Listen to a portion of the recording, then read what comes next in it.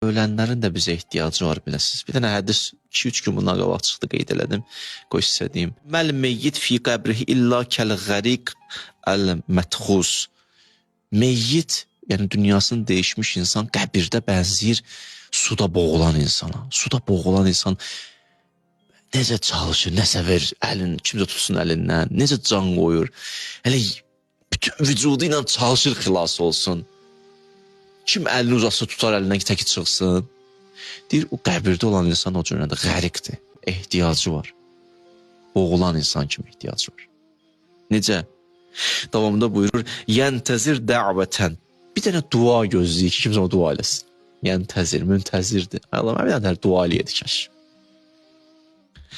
Tələhəquhu min əbihi, kaş atam dua eləyən, kaş əxihi, qardaşı, o sadiqəllə, kaş dostum məni dua eləyəydi. Fə izə ləhiqəthu, bir nəfər dua eləsə onu, duasını orada Allah işlədə bərzəqdən. Kimsə o dua elədi. Kənət əhabbu ilə minət dünya və mafiha. Onun bir dənə duası bütün dünyadan ona qiymətlidir. Bir dənə duası. O qədər gözləyir bizdən dua. Ona görə unutmayın.